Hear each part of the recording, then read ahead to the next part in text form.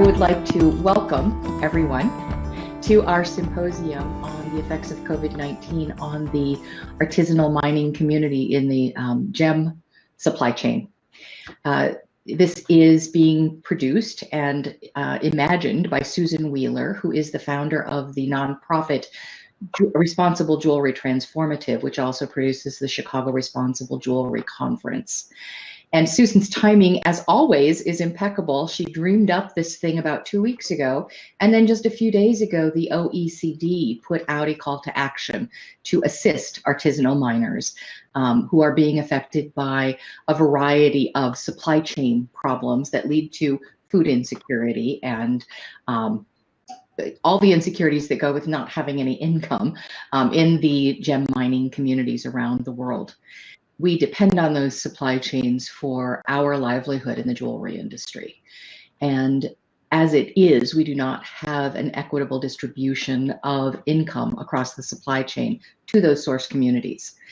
And so while it is always important that we get our supply chain behavior in order and start being a more equitable industry vertical, it is more important than ever right now that we attend to the needs of these communities.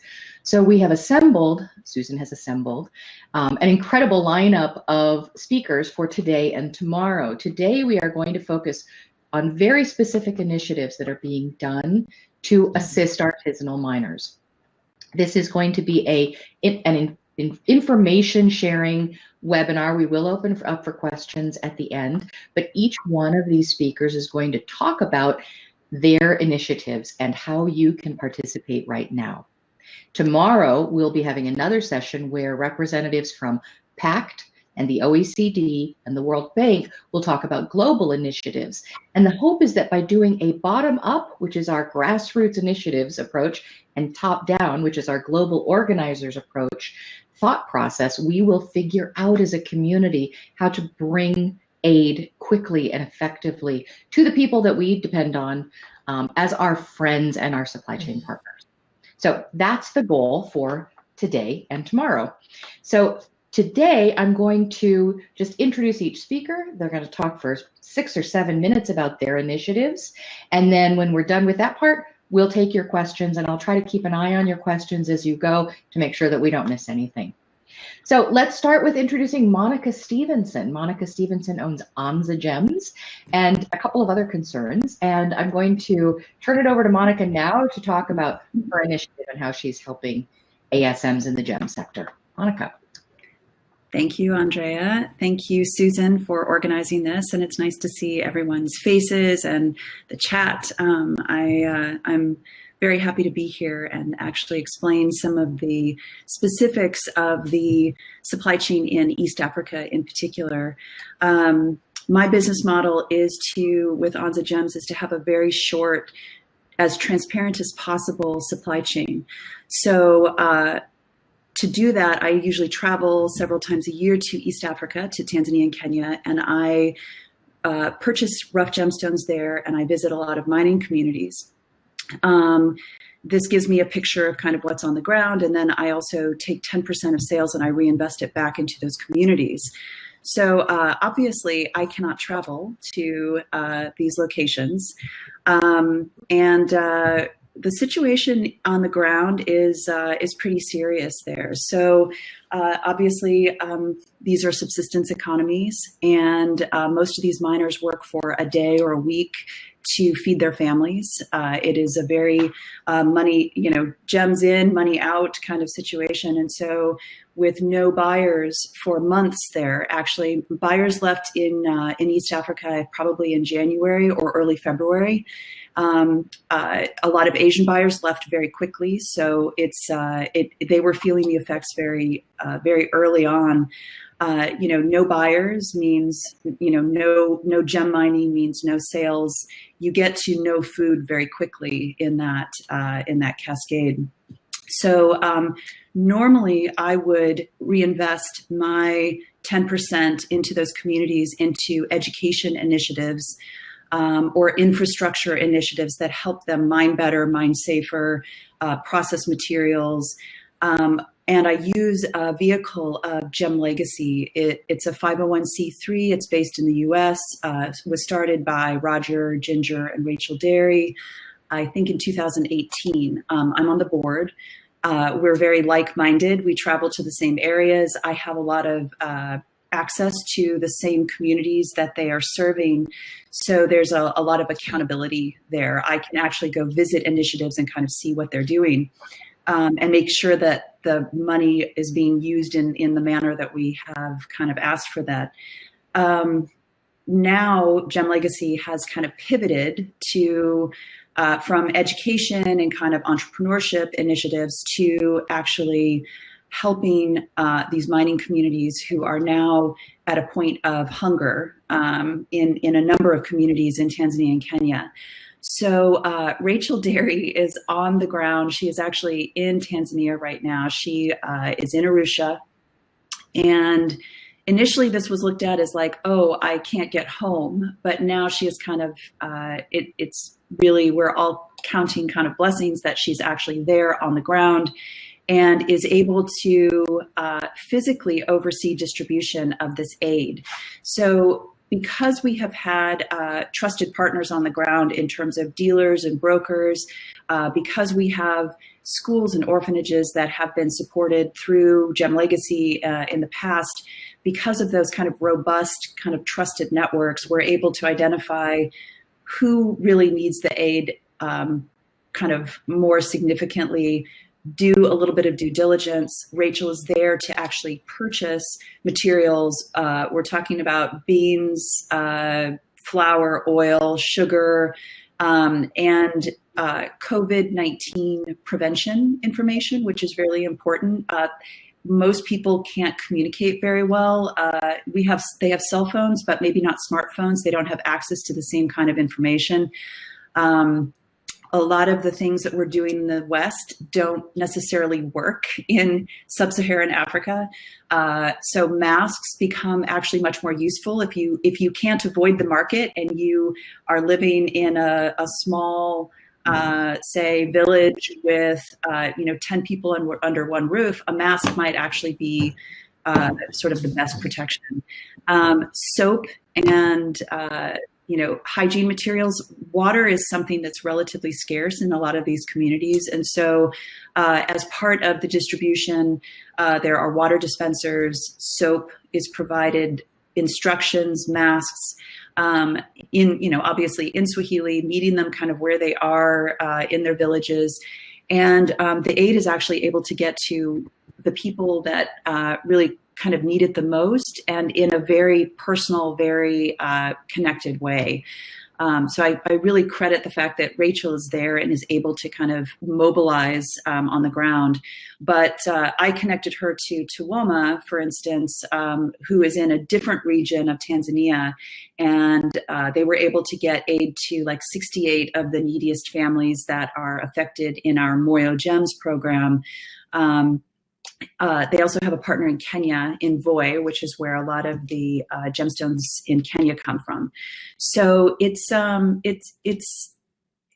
I'm glad that we have a network there. I'm glad that we are able to mobilize and kind of make this happen. We are trying to kind of collect funds on the US side. We can get them relatively easily to Rachel, and then Rachel can actually distribute within this region. So it's www.gemlegacy. Oh, there's Rachel. Rachel from Arusha. This time frame, might have worked for her, but sometimes these things in the afternoon, it's the middle of the night there. So happy to see Rachel. And so www.gemlegacy.org, and there's a COVID-19 page that outlines $25 can actually feed a school child. All the schools are closed. So at-risk kids who were getting at least one decent meal a day through the government schools are not getting that. So $25 will feed one school child for a month of lunches. A little bit goes a long ways. 250 can feed a small mining community for 4 to 6 weeks. So the aid goes very far. Rachel's able to oversee And again, I just feel very fortunate that we're able to leverage our existing, kind of connect the dots in all of our existing relationships to make that happen. Thank you. Rachel also put the link in the chat box, and we will share those links again at the end of the session to make sure that everybody is seeing the links about the ways to help. So it looks like we have not been able to get Eric Brownwart in the speaker session, so I'm feeling bad about that. Hopefully he'll be able to get back in. Maybe what I can do right now is turn this over to Monica Gichuhi and Jessica Hudson and Susan Wheeler, who are all working together on a Zambia project. Thank you, Andrea. Good to see everyone. Thank you for everyone who's joined us for this symposium. Quite timely. Thank you, Susan, for thinking about it and for organizing all of us. So a bit of background about the Zambia initiative. Last year, we reached out to the government in Zambia, the Ministry of Mining in Zambia, in partnership with the Federation of Artisanal Miners in Zambia and the Association of Women in Mining in Zambia, and were to organize an event dubbed the Africa Gem Exhibition and Conference, AGEC Africa. It was to happen this year in July. And of course, when we were planning, nobody knew what lay ahead for us come beginning of this year. So plans were underway. I think majority of everybody who's here was to be a speaker or was going to come down to Zambia and participate. The theme of the conference was to be responsible sourcing of gemstones from Africa. And the idea was to link artisanal miners in Africa with upstream players in the gemstone supply chain. So bring international gem dealers and jewelers and designers from different countries to come source directly from artisanal miners in Africa. And were to gather different artisans from different countries to come participate in Zambia, and we'd worked with other organizations to ensure that would be possible. So along came this monster called COVID early in the year, and we had to change those conversations suddenly. We had already been into deep talks and conversations with the government in Zambia, organized a lot of the locals around preparing for this event. So when this happened, then the issue was, what do we do? What next? There was already a lot of excitement, even among other African jewelers, to establish linkages and collaboration with the jewelers from different countries and get international gem dealers buying from artisans. There were conversations we were to have with different organizations. It was to be quite exciting and to really promote responsible sourcing in line with what we've been doing with the Moyo project with some of the partners who are here, Stuart and Monica. So when this pandemic happened, we were working with Susan on sourcing for speakers and connections with the relevant organizations to participate. And we realized we couldn't just walk away and tell the people in Zambia, hey, because of the pandemic, everybody has run away to their different cocoons to keep safe. We'll come back when all is okay. We decided they were our partners. They were to be our partners in the project and would continue to work with them. And that's how we started the conversations and discussions with Susan of what could we do. Encouraged and having seen what was being done at the Moyo Gems project, since we've also worked with Sawoma. I also am part of the Moyo Gems project. We've seen the give back that had happened through Gem Legacy, and they were targeting East Africa mainly. And we decided we can't leave the people out in Zambia. We also need to do something for them. If the event actually ends up happening in October, well and good. If not, they still remain our partners, and we can still continue to do the sourcing remotely and still promote them. So we reached out to them. We reached out to the Association of Women in Zambia. We reached out to the Federation. Luckily for us in Zambia, all the associations of artisan miners are organized into an umbrella body called the Federation of Artisan Miners in Zambia. So all the mining regions in Zambia have an association. All those associations come together and form an umbrella body called the Federation. I had met the president of the Federation earlier when we were organizing the event. So I reached out to the president of the Federation. His name is Mr. Joseph Mwansa, together with the coordinating secretary for the Association of Women in Mining in Zambia, Mama Pauline, And I told them we all want to keep in touch. We want to see how we can help each other during this time. The Federation has both miners and dealers of gemstones. So we had to organize how we're going to get the gemstones from the various locations. Of course, gemstones tend to be mined in very remote areas in the country, also mined by artisans who could also not get away to come to the capital where the dealers were. But working with the networks of the Federation, the dealers were able to reach out to the various artisan miners and ask them whether they could bring their gems to the Federation or find a way to get them to the Federation. And we linked up with Susan and said, Susan and Jessica, who's going to continue the conversation later, with the AJEC Africa, which is us, will do the ground coordination together with the Federation in Zambia. Susan and Jessica are to assist and help us get the gem buyers and the jewelry designers to come together and agree to continue buying from these artisan miners to cushion them during this difficult period. Of course, already artisanal miners are already a very vulnerable community and group, even without the pandemic. So this, of course, makes them even more vulnerable to, when trade is not happening. As Monica has said, sales not happening means there's no money for food, no money for other basic needs, and one mine employs a couple of other people, and there are other communities around the mine site that depend on the operations of that mine and the sales moving. So trade not happening is impacting a huge number of people backwards in the mine site. So when we discussed this with Susan and Jessica, they decided on their end, they were going to organize and send out designers and jewelers who would be able to come along and agree to buy virtually and online from Zambia. And on our part, working with the Federation in Zambia and with the Association of Women in Zambia, be able to organize the various artisans and the dealers to bring their products and wares to the Federation office, send photos, make a price, and have the sales continuing. So partners in trade from Zambia to the international buyers. So we did that. For the Federation, we asked them to be able to do a bit of due diligence on anybody supplying the gems, ensure that the mines where the gems are coming from, there are no human rights issues. There were no problems with those mine sites. They were legally operating. They're licensed mines and operational mines. The people bringing the gems are vetted so that we are sure. And there's a bit of there's a provenance of these gems. Where do they come from? Which area of Zambia are we talking about? Because as we know in Africa, the borders are very porous and gems really move around. And if we want to help the miners in Zambia, then a bit of provenance to ensure what we are buying is actually from the artisan miners in Zambia. So the Federation does the ground due diligence of everybody bringing the gems for sale. They take the photos and we're able to then link with Susan and Jessica to be able to find buyers for that.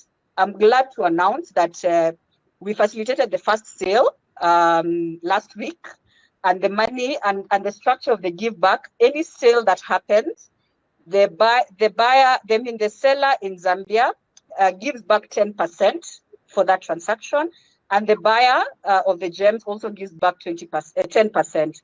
So in total, we have 20% to be given back to the miners from where the gems came from. And the intention is to be able to buy them foodstuff, send to them foodstuff, as well as PPE. Zambia has not discontinued mining due to the pandemic, but they have made it compulsory that going to the mines, you must have PPE. And it's quite a huge challenge because of the location of these mines to even get the masks to the artisan miners. So that's what we are hoping to do. Get the miners to get this PPE equipment, get food, and not only just support the miners, but the communities around the mines as well. Feed them and give them this protective gear. And hopefully continue with the transactions and the buying and the purchasing. And if all goes well in October, if we're able to have the conference, it would be wonderful to get all the partners and the parties to get to meet the miner, know who mined your gems, and meet the designers and jewelers who go to buy your gemstones and who go to mount them into jewelry. And that's what we're hoping will happen along the way. Thanks, Andrea. Jessica will then talk about the upstream players and what they are doing in terms of organizing them. Okay, over to you, yes. Jessica. Thank you, Monica, for that, and Andrea and Susan for organizing this symposium. And it's such an honor, really, to just be a part of this group and all the initiatives that are happening in this community. So yeah, I founded the Nomad Jeweler about a year ago, and the first trip was in Kenya, where I'm really focusing on building this bridge between the designers, makers, and the miners, and building the relationship and just learning more about each other. So we were scheduled for Zambia and working on organizing that. And then, as we all know, COVID-19 came in. So I was thrilled that we could still be in Zambia doing some kind of work with this initiative. And we had our first exciting. There are two designers, in addition to Susan and myself, Dana Bronfman and Susan Crow. And we bought a 500 carat tourmaline and some citrine, and it's now being in the process to be custom cut by Patricia Muin. And yeah, we look forward to just bringing on more designers to help with more purchases. And the most exciting thing really is that they now are having a food drive, and also in the process. So would love to get any other designers who are interested in becoming, in helping with Zambia. And yeah, that's pretty much it. It's just really exciting though to get these little buying groups together, and and Patricia's cutters are women. So, the first group was just women too, which is really exciting, but of course inviting men as well. So yes, thank you. Yeah, I think we actually have had a lot of fun with this. So, and it was a big learning curve for us because it was a different way of buying for designers. And we ended up actually buying not a little citrine. We now have, between the Responsible Buyers Gemstone group, which is something we formed on our end to kind of say, this is our manifesto, this is what we're about. We're about doing good without doing harm, and about engagement with the ASM community right now during the COVID crisis, but into the future to how can we, help make your minds better and keeping up the supply chain. So we actually got 4,000 carats of citrine. And why are all these projects linked to buying? I don't need citrine. I have cut citrine in my safe as a jewelry designer, so I didn't need that. But anyways, with the buying group, we did that. And I'm so excited about it because not only was this kickstarting our first food drive and, equipment and masks and everything, but I'm going to send that citrine over to Patricia Muin in Ignagnezita and have it cut in Zambia by women, make something totally unique. And it's keeping the supply chain going. And when I have a trunk sale, or maybe even before then in Jackson or Palm Beach or wherever, I'm going to have this gorgeous giant citrine custom cut. And I'm going to tell this story, and I'm going to sell that piece. So it's all about keeping the supply chain going too. And this was really a unique, area to do this because it's really engaging the designers. So it is doing what the OECD call to action talks about, which we'll be talking about tomorrow. It's engaging the private sector. We're engaging as designers. We're going to engage that when we go to sell those pieces. And we're working directly in this supply chain, which is sustainable because we are in for the long haul and in to help bring the miners at the mine level up. Okay, so was that a wrap on the project from Zambia? Yeah, I mean, we've got citrine, amethyst, what else? Lots of tourmaline, and it is showing provenance. So in our first buy, we were given provenance back to the exact mine site. So, yeah. So I just posted a link to that project in the chat box. Again, we'll be sharing the Gem Legacy link, a link to how to more Chicago Responsible Jewelry Conference initiatives participation, the AJEC Africa link, and Brian's project Crystal Clear link at the end of the session again, but if you scroll through the chat box, you will see these links and find ways to participate. And now I'd like to turn it over to Stuart Poole, who's going to tell us about what the project that he's doing in Sri Lanka.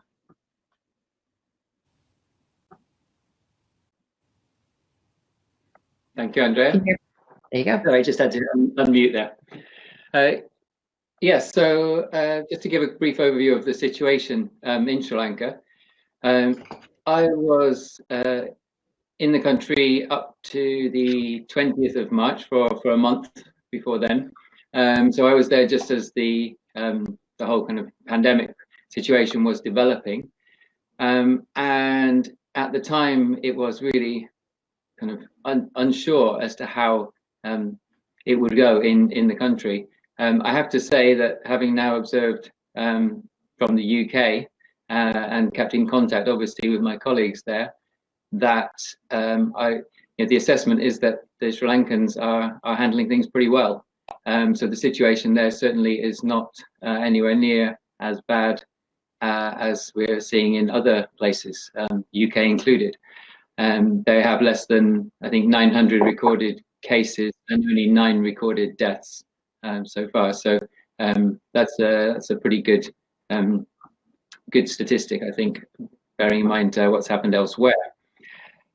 And I think the impact in the mining community specifically has been relatively modest so far. This outbreak has actually coincided with the Sri Lankan New Year, which is the annual holiday for miners in Sri Lanka anyway. And so most people expected to not be working for most of April in any case. And so really that has been almost business as usual in the fact that they weren't working during that period.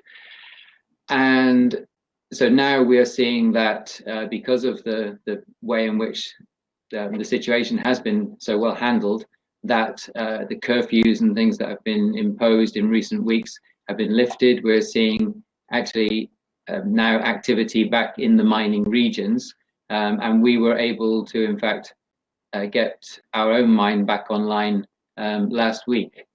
So the miners have experienced relatively little disruption. So I just wanted to maybe put in a little bit of a positive spin on things.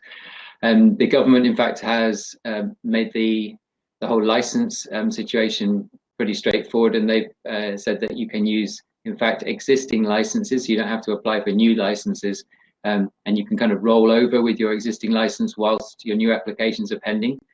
So that has eased the situation as well. So people are now getting, of course, that does mean that miners are coming together. And so we have to be very conscious of the fact that even though they're small teams, our own mine only has, we're starting off with just a 4-man team, probably expanding to 6. So these are tiny groups, but we do have to be conscious that they will require potentially additional PPE, as has already been mentioned. So we're monitoring that situation and obviously taking the government advice on that. So in terms of our own mine, we were quite fortunate. We already had funds that were allocated for that project. And so our miners, as I say, it's just a small team, but our miners are actually fine. They're going to be working normally and being paid, getting their income for at least the next 5 to 6 months. I can't really comment on the bigger picture. I would imagine that some of the larger mine owners will also be able to get their teams back up and running. The problems will probably come with the smaller collectives of miners, as we've heard from the other speakers, that a lot of the mining operations are subsistence operations. So the miners are reliant on basically getting something out of the ground most days, selling that, and being able to provide for themselves and their families with that money. So we will have to see over the next few weeks how the situation develops in the sector on a broader context. We have, for our cutters, I know we're talking mainly about miners, but in the supply chain we also have our cutters, and that has been slightly more problematic, moreover because of course they're working in quite a confined space. They don't have the open plot, the mine, and also they have to typically travel more regularly to the workshops, and so the transport infrastructure there is not yet fully up and running again, and so it's been difficult for them to get to work. So we've provided our own cutters with financial support to keep them going during the in the interim whilst they've been unable to work. So we're quite optimistic there that the situation will improve. Of course, as we've heard again from some of the other panel members, that the problem is with the trading.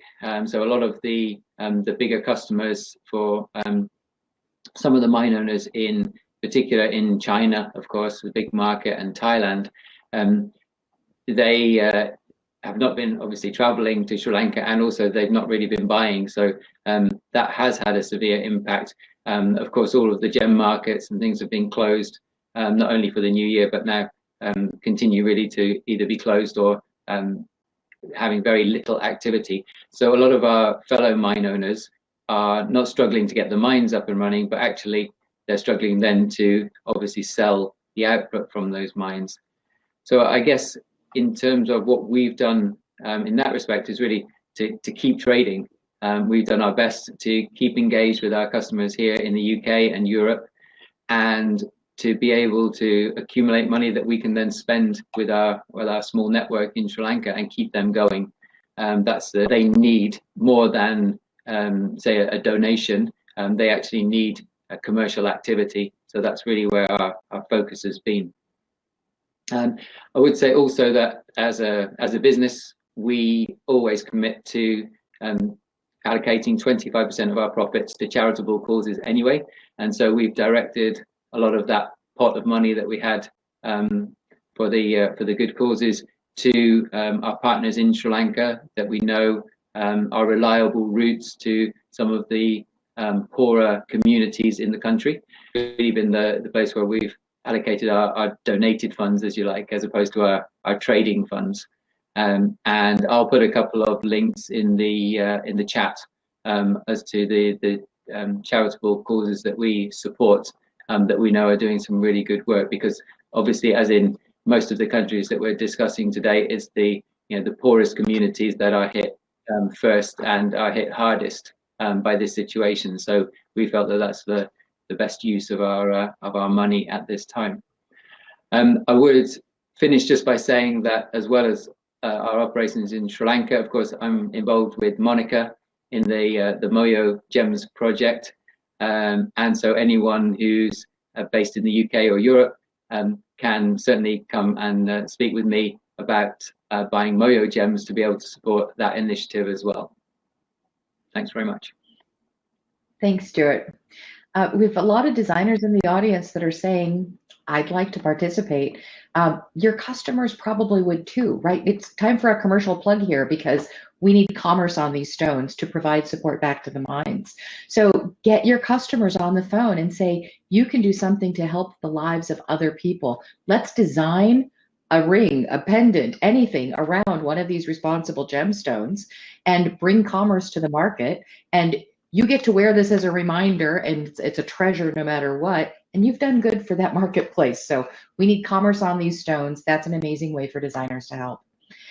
It looks like we've got Eric in the speaker environment now. Eric, can you hear us, and can we hear you?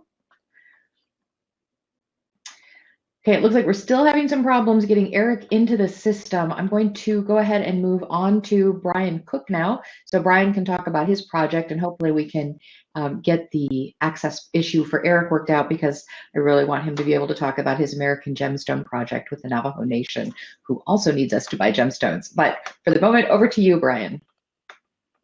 Great. Greetings, world, from the great Sonoran Desert here in Tucson, Arizona. So I'll get right to it. I'm involved in two initiatives in Brazil. One is in the Amazon Basin, state of Rondônia. I'm working with Swarovski. That's another story. I'm going to speak specifically about the area where I work for over 30 years in the rutilated quartz Bahia. It's a beautiful place. This region, there's between 2,000 to 4,000 miners mining rutilated quartz at any one time. Currently about 1,500 working miners. It supports a population of about 15,000 regionally. So what are we doing now? What can we do immediately with the current situation? We have two specific areas. One is protection equipment for the miners. At any time, there's at least 10% of the miners that have no dust mining. That's percussive hammers and pneumatic hammers deep in the holes mining. If you don't have dust protection, you're risking your life. So that's one thing we're putting money into immediately, is to buy protective equipment. It's silicone, high quality dust masks. The second thing, because of the current situation, is food security. Food security for families, and particularly my interest is to make sure that the elderly who can be remote are looked after. Make sure that they have food available for them. So those are the two areas where we have money going directly now.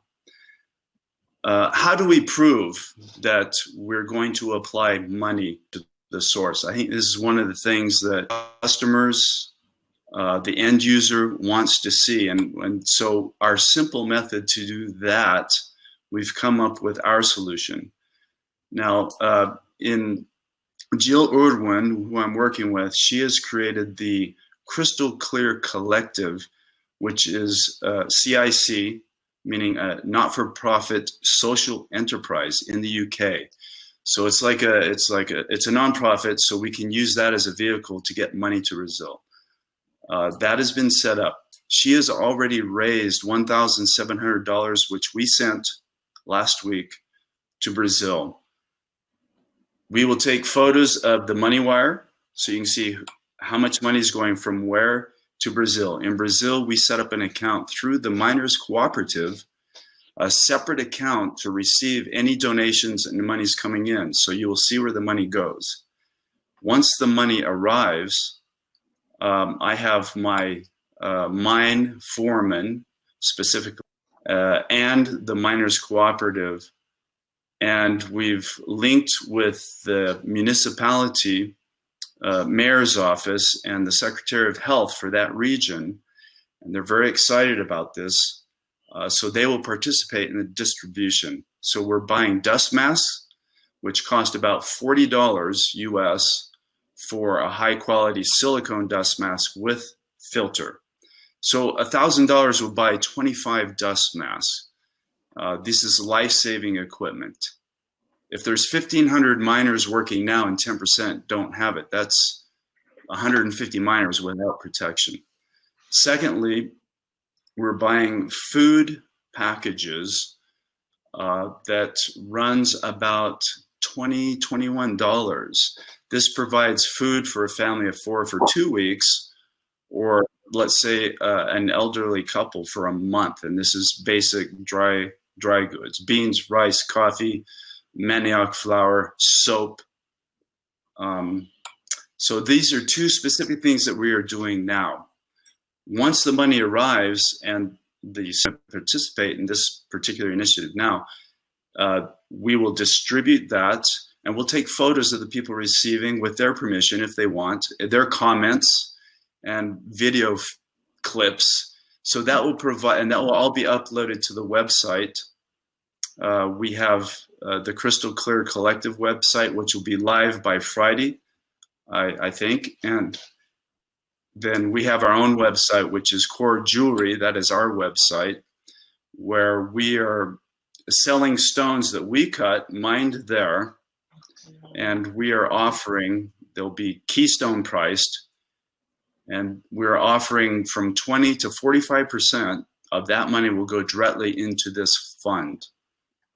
So that's how we're addressing this. And I heard yesterday that the Miners Cooperative has said that they will also kick in money to increase the effect of this initiative that we're doing now. So we have the mayor's office, we have the Miners Cooperative, and us, whatever we can raise, this is going to create a very strong effect locally. And as I said, specifically, I'm very concerned about the elderly that are isolated. We want to make sure that they have food security. So this is our simple method of how do we show and provide content for the end user, the jewelers, the bench jewelers, the designers. They need this content so that they can show that something is actually happening. I think right now we have an opportunity with this global experience that we're all going through right now. It's waking people up to the fact that what we choose to put our energy and money into and is going to influence what's going to happen as the world reboots somewhere down the road. And I think our industry, we all want sustainability. We want our own health sustainable. We want our own businesses to be sustainable. And as an industry, it's looking at how are we going to be sustainable as an industry. And I think this is the moment where our group, the people that are here today and the people participating, we've always sort of based our work on collaborations and empathy for other people. I think this will be key for, quote, sustainability of our industry, of our businesses. So I think we have larger institutions now looking at us. Just hearing today that the OECD has a call to action. This is fantastic. So we have institutions like GIA, the ICA. In Brazil, we have the Institute of Brazilian Gems and Precious Metals also watching and looking at what's going on, how they can contribute.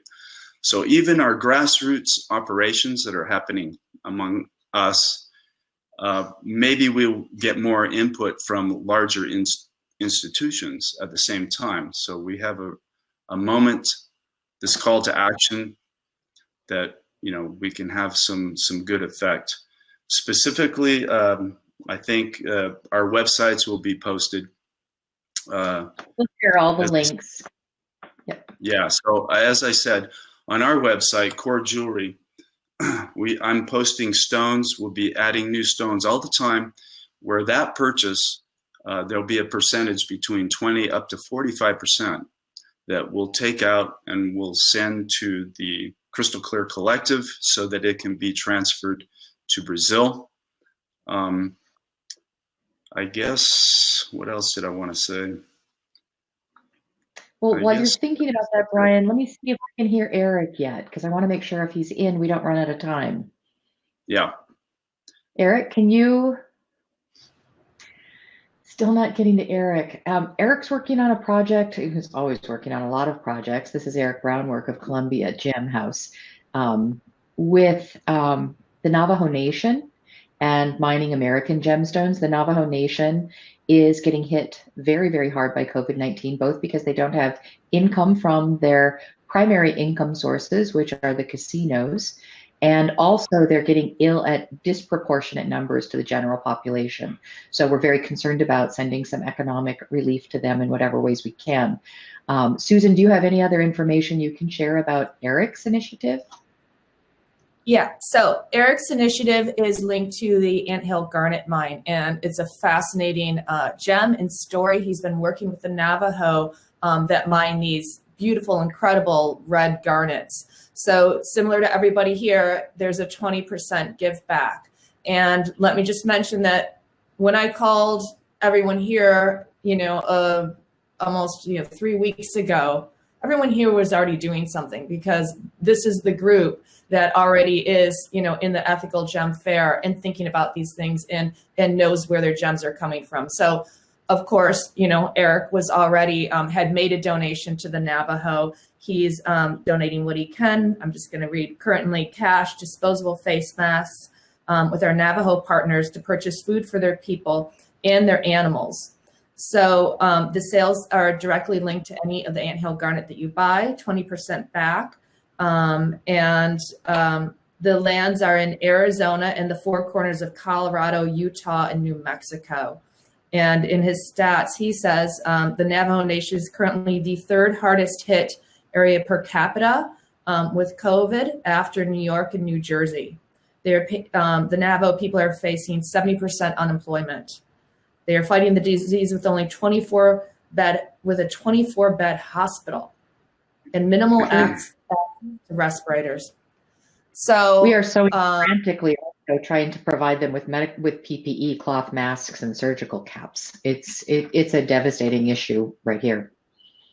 And Andrea Hill, I should also mention, has been selling like crazy and sending masks down to the Navajo as well. So mask consolidate. So the indigenous are always the hardest hit. In Brazil too, it's just currently sweeping and entering the indigenous communities. So we're worried about that also.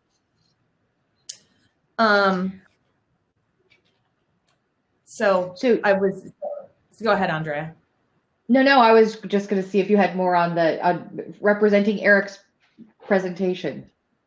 No, not on Eric, but whenever we're ready to talk about the holistic. So now let's turn it over to you, Susan, to sort of wrap us all up, and then we'll open up for questions. So as I mentioned, it was probably about 3 weeks ago that I started reaching out to the responsible gem people that I knew already had great sustainable supply chains that could trace back. And if we had a fair system, if we were globally buying fair trade and we knew diggers were getting paid, then this wouldn't be such a crisis because they would have a way to sustain themselves during COVID. But the fact is we don't. And we have 41 million artisanal and small scale miners globally. How do we address them in crisis? We have a unique position in the jewelry industry that we have roots going into all the most vulnerable areas, hard to reach, rural areas, remote areas globally. And the way that we can get down through those roots is through our supply chain.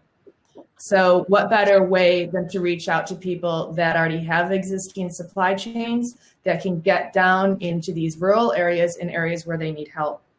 So why did I link all these initiatives to purchasing? Because we want to keep the supply chain going. Even if it's slow, even if it's a small, like I said on purchasing citrine, I don't need citrine, but this isn't just about what I can do, what little tiny thing I can do, I can keep it going. We can all try and keep it going. So I think that's just kind of important for us to do for those in need and for those within our own supply chain. So, I just was really happy to get everyone who's signing on, and we have a link. I was just going to say, and we have a link for people that want to do other supply chains. I know the Zambia group with Jewelry Nomad and with AJAC, Malawi already wants to sign on with our artisanal small scale group. So we're looking forward to that after we get a few food drives going in Zambia. I think we'll also have Ethiopia signing on with Haywin and possibly Madagascar. So we have a tendency to get enthusiastic about issues when there's a crisis. We also have a tendency to go back to our normal lives when there isn't a crisis. So I just want to emphasize that point that Susan just made, which is if we had an equitable supply chain, then these communities would already be in a better position to deal with a crisis. So it's not just that we need to help them now. It's that we need to create equitable supply chains so that everybody can hold their own. And we have a responsibility to stay passionate about this beyond the point when we're all staying in, watching webinars and sewing face masks. So now I would like to open this up for questions from the audience to any of our speakers. I noticed that Heidi had one question. Heidi asked, it was pointed to Brian. How are the logistics of getting gems out of the mines working from Bahia? What are the delays like for smaller and larger packages? Yeah, that's a good question. Actually, shipping is delayed everywhere. Right now, I'm working on stock that I have here in the U.S. in my office. So that's what we're posting. That's what we're offering. There are a few buyers in the mine area that are basically stuck there. There's a number of Chinese buyers that are still buying rough. That's a different story. But currently we're working off of stock that we have. And my cutting shop is also in Brazil. So my crew, I have 3 people working with me at our cutting shop. They're working. So, we have, I'm able to get them some material direct to the shop that they can work on. So that's happening. But internationally, I'm facing delays in getting material out, and maybe Stuart, you're having the same issue because of the lack of flights, basically. I wanted to also just quickly mention that anybody watching this, please go direct to my personal email so that I can send you a PDF of the larger picture. I have a big initiative besides the 2 things that we're doing now, but an overall grand initiative which will include lapidary, regenerative agriculture for real sustainability, and visitor centers so that people like you can eventually come visit and participate in this fantastic area. So go to my personal email and I'll send you a PDF. So I'm still looking for more questions from the audience. If you've asked a question and I haven't asked it already, it's possible it's so far up the chat thread that I'm not seeing it. Feel free to post it again.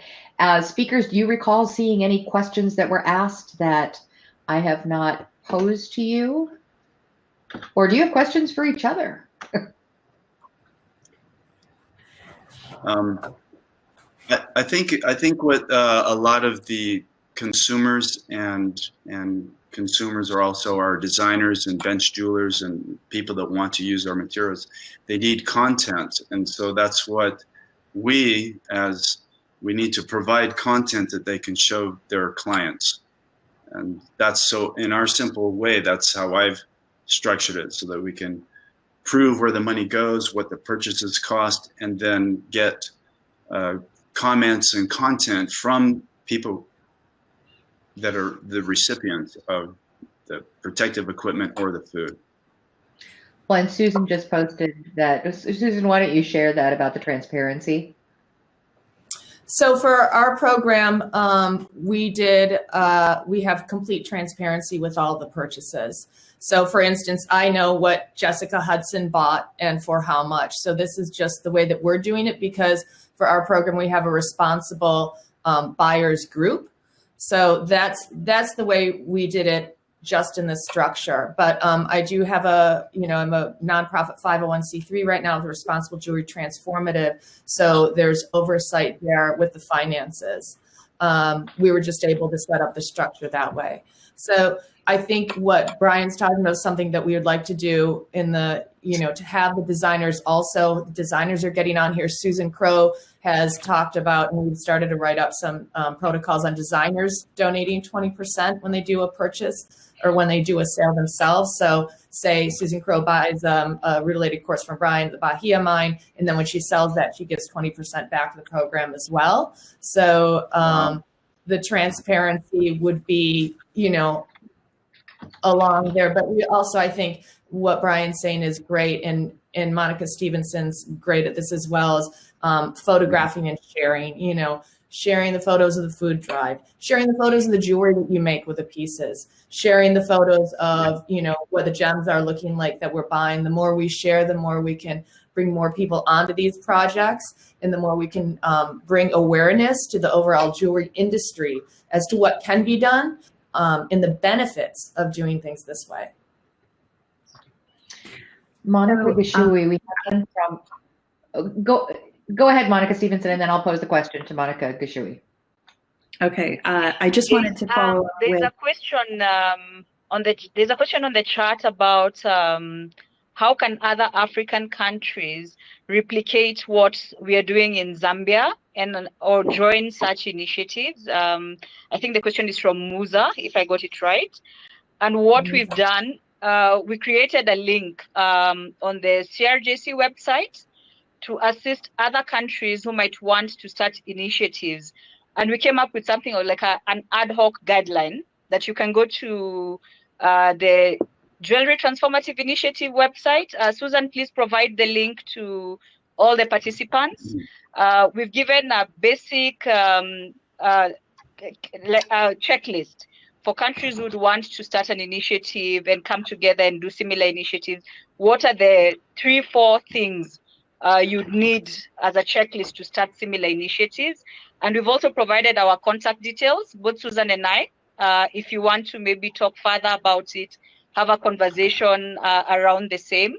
So check that out, and we are there to assist and to also give you more information of the sort of background checks we did, how we partnered with the organizations in the country, and how to establish collaborations and partnerships upstream to enable the supply chain to flow. So the guideline is there. You can add, but you can also reach out to the various people in different schemes and projects and gather more information. Thank you. Monica Stephenson, what were you going to say? So Gem Legacy is a 501c3. So again, kind of like Susan Wheeler, a lot of transparency in terms of reporting. And Rachel is getting receipts for all of the supplies and everything so that anyone can kind of see exactly where the money is going. She's employing local local sewers to make cloth masks, for instance, and all of that's going to be documented. And I also wanted to say that we are working with a few different designers who have committed to, again, that idea of a give back. So people who are buying, say, Moyo gems or Anza gems, Mercurius jewelry in San Francisco, Susan Crow, I know a few others have kind of committed to that percentage give back. So I do think that this gives us a great story to tell through social media, through, just getting the word out. Clearly these conferences are helpful, but we're also kind of preaching to the choir. We need to actually broadcast that out to consumers. And I think that is a very well received message right now. So making sure that you're talking about this on your social media, on your website, making sure that you're communicating how you're helping and that you have your eyes on this. I kind of feel like this business model requires a few sleepless nights if you're doing it right. And particularly right now, we've all probably lost a little sleep over this. So let's try to give some assurances to people all the way down to the public. So thank you. We've had several questions roll in, but we are just about at the end of the hour. There is one question that's popped up in a couple of different ways, which are, how are the large colored gemstone organizations in the US and abroad responding to the issues of transparency and inequality? Does anyone want to tackle that one? As you all start grinning. Well, no, actually, I think, as I said, it's an opportunity. GIA has an endowment, so there's money available through the GIA endowment. They're already doing good work in Africa, as you know. I'm talking with the Brazilian Institute of Precious Metals and Gems, which is the federally funded arm that promotes Brazilian jewelry industry. They're also interested.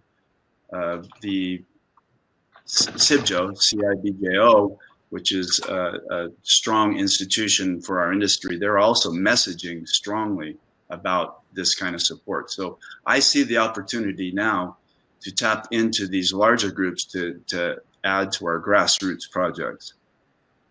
What about our organizations like AGS, AGTA? Are we starting to make some headroads there? I hope so. AGTA, a good talk. I think there's a lot of members. I mean, Eric's a member of AGTA. I'm a member of AGTA. I think now is the time where we can start asking these organizations to give more support for these grassroots projects, and it's perfect. Let's do it. Eric and I have been almost 2 decades working on this stuff. So this global emergency is, maybe that's part of the silver lining. There are silver linings in all this, but this is one of them, is like maybe we can, a call to action, get things moving. Yeah, I mean, because Eric and Brian and others have been working for 2 decades, they were able to enact so quickly. I don't specifically know about any of the larger colored gemstone mining groups doing anything in particular. There would be the ability, since they do have roots in these communities as well, to go in and, they have access to funds and to their own artisanal small scale mining groups that are in their areas and their own communities. So there would be the ability for them to go in and help out. I personally don't know of anything happening that way now. So we hope that we can engage people and enact that. Perfect. Then I think it's time to wrap up for today. I want to thank our guests, Brian Cook and Monica Stephenson, Stuart Poole, Monica Gichuhi, Jessica Hudson. Eric, thank you for being here in spirit, in digital spirit, if not in real life. We missed having you on this session. Hopefully we did a reasonable facsimile of what you would have presented in terms of your initiatives. Tomorrow at 10 a.m. Central US time, again, we will have Christina Vieja from PACT and Rachel Perks from the World Bank and Benjamin Katz from the OECD. And they will be talking about global initiatives. I really hope you'll return and join us for that session as well. Thank you very, very much to Susan Wheeler, who has, this was her idea. The Responsible Jewelry Transformative was her idea. She launched the Chicago Responsible Jewelry Conference, and she has created all kinds of conversations in the industry that we desperately needed. It is a joy to assist with that effort. So thanks everyone for joining us today, and I hope we see you tomorrow. We'll be sending out replays after tomorrow's session is over. So thank you, everyone. Andrea. Bye-bye. Thank you. Thank you, Andrea. Thank you, Susan. Thank you. All right. Bye, everyone. Bye. Thank you, Andrea.